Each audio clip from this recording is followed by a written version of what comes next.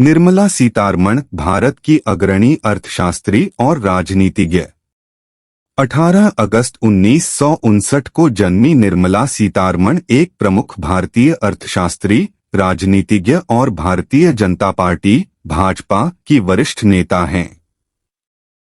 वर्तमान में 2019 से भारत सरकार में वित्त मंत्री और कॉरपोरेट मामलों के मंत्री के रूप में कार्यरत। उन्होंने 1 फरवरी को अपना लगातार छठा बजट पेश करके पूर्व प्रधानमंत्री मोरारजी देसाई द्वारा स्थापित रिकॉर्ड की बराबरी करके इतिहास में अपना नाम दर्ज कराया है।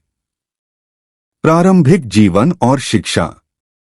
तमिलनाडु के मदुरै में एक तमिल अयंगर परिवार में जन्मी निर्मला सीतारमण की स्कूली शिक्षा विल्लुपुरम के Sacred Heart Convent Anglo Indian Higher Secondary School में हुई। उन्होंने अर्थशास्त्र में अपनी उच्च शिक्षा हासिल की और 1980 में सीतालक्ष्मी रामास्वामी कॉलेज, तिरुचिरापल्ली से कला स्नातक की डिग्री हासिल की। उनकी शैक्षणिक यात्रा अर्थशास्त्र में मास्टर ऑफ आर्ट्स की डिग्री और एम.फिल के साथ जारी रही। 1984 में जवाहरलाल नेहरू विश्वविद्यालय, दिल्ली से। हालांकि उन्होंने शुरुआत में पीएचडी में दाखिला लिया था। कार्यक्रम भारत यूरोप व्यापार पर केंद्रित था। वह लंदन स्कूल ऑफ इकोनॉमिक्स में अपने पति की छात्रवृत्ति के कारण लंदन चली गईं, जिससे उन्हें अपनी डिग्री पूरी करने से रोक दिया गया। राजनीतिक कैरियर। निर्मला सीतारमण 2008 में भाजपा में शामिल हुईं और तेजी से पार्टी में उभरीं। प्रारंभ में एक राष्ट्रीय प्रवक्ता के रूप में उन्हें 2014 में नरेंद्र मोदी के मंत्रिमंडल में शामिल किया गया और आंध्र प्रदेश से राज्यसभा सदस्य के रूप में चुना गया। इन वर्षों में उन्होंने कई प्रमुख पदों पर काम किया है। मई से नवंबर 2014 तक वित्त मंत्रालय और कॉरपोरेट मामलों के मंत्रालय में राज्य मंत्री के रूप में कार्य किया। बाद में उन्होंने राज्य मंत्री स्वतंत्र प्रभार की भूमिका निभाई। केंद्रीय मंत्रिमंडल में वरिष्ठ पदों पर आगे बढ़ने से पहले मई 2014 से सितंबर 2017 तक वाणिज्य और उद्योग मंत्रालय। एक ऐतिहासिक कदम में सीतारमण ने 2017 से 2019 तक 28वीं रक्षा मंत्री के रूप में कार्य किया और भारत की दूसरी महिला रक्षा मंत्री बनी।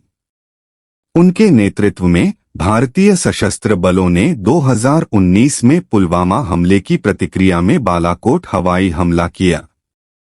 वित्तीय क्षेत्र में परिवर्तन करते हुए उन्हें 31 मई 2019 को वित्त और कॉरपोरेट मामलों के मंत्री के रूप में नियुक्त किया गया था। सीतारमण ने 2023 तक 5 वार्षिक बजट पेश किए हैं। उनके कार्यकाल में 2022 में भारत वैश्विक स्तर पर 5वीं सबसे बड़ी अर्थव्यवस्था बन जाएगा। महत्वपूर्ण आर्थिक विकास का प्रदर्शन। फरवरी 2024 में उन्होंने अपना लगातार छठा बजट पेश किया, जिसने मोरारजी देसाई की बराबरी करते हुए एक रिकॉर्ड बनाया। विशेष रूप से वह भारत के नवनिर्मित संसद भवन में बजट पेश करने वाली पहली मंत्री बनी। गैर राजनीतिक कैरियर। राजनीति में कदम रखने से पहले सीतारमण का गैर राजनीतिक करियर विविध था। उन्होंने लंदन के रीजेंट स्ट्रीट में होम डेकोर स्टोर हैबिटेट में एक सेल्स पर्सन के रूप में काम किया और यूके में एग्रीकल्चरल इंजीनियर्स एसोसिएशन में एक अर्थशास्त्री के सहायक के रूप में काम किया। यूके में अपने समय के दौरान उन्होंने पीडब्ल्यूसी में वरिष्ठ प्रबंधक R&D का पद संभाला और कुछ समय के लिए BBC वर्ल्ड सर्विस में काम किया। सामाजिक मुद्दों के प्रति सीतारमण की प्रतिबद्धता, राष्ट्रीय महिला आयोग के सदस्य के रूप में उनकी भूमिका और 2017 में हैदराबाद के प्रणवा में उनके संस्थापक निदेशक के रूप में स्पष्ट है। पुरस्कार और सम्मान।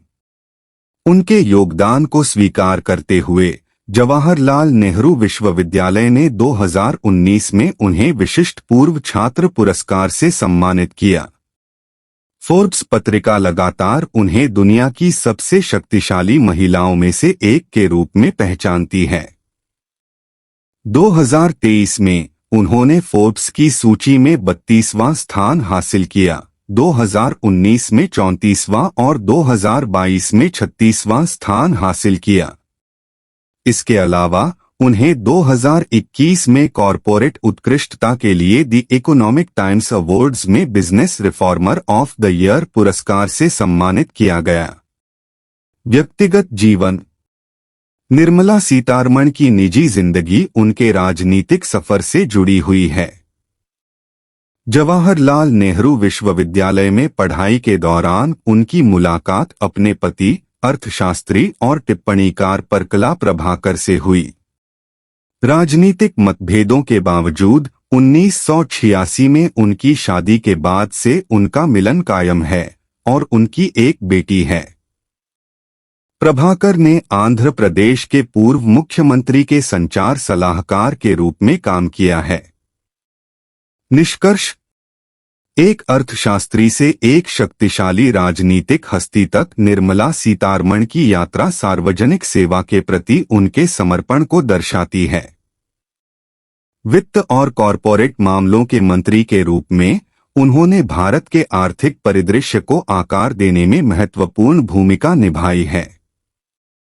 राजनीति और गैर राजनीतिक प्रयासों दोनों में उनकी उपलब्धियां उनकी बहुमुखी क्षमताओं को उजागर करती हैं।